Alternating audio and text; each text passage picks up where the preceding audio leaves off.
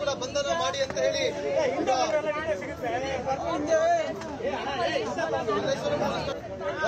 ಇವತ್ತು ಕಳೆದ 2 ದಿನಗಳಿಂದ ನಿನ್ನೆ ಹಾಗೂ ಇವತ್ತು ಆಯ್ದ ನಾಯಕರು ವಿವಿಧ ಪೊಲೀಸ್ ಠಾಣೆಗಳ ಮುಂಭಾಗಕ್ಕೆ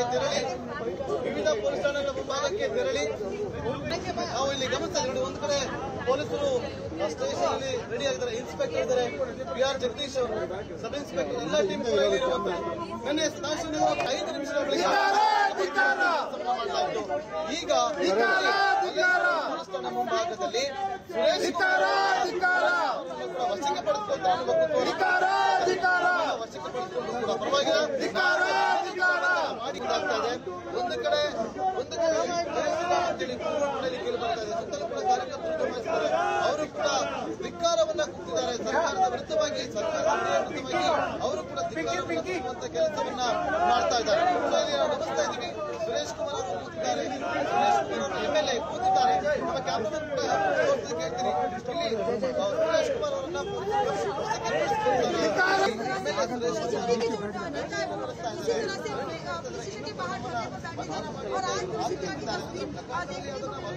सीधे तौर पर सवाल दरअसल सरकार ने यही उठ रहा है कि 20 साल बाद आखिर आप क्यों इस केस को ओपन किया गया, तो ये सवाल बीजेपी लगातार दरअसल सरकार को उठाती चल रही है और यही कारण है कि आप तमाम नेता प्रदर्शन के लिए उतर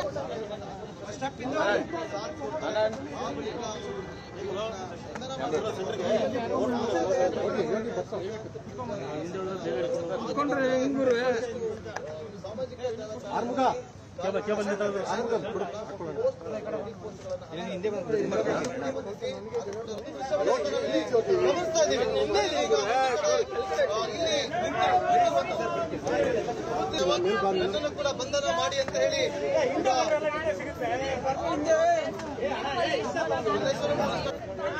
ಇವತ್ತು ಕಳೆದ 2 ದಿನಗಳಿಂದ ನಿನ್ನೆ ಹಾಗೂ ಇವತ್ತು ಆಯ್ದ ನಾಯಕರು ವಿವಿಧ ಪೊಲೀಸ್ ಠಾಣೆಗಳ ಮುಂಭಾಗಕ್ಕೆ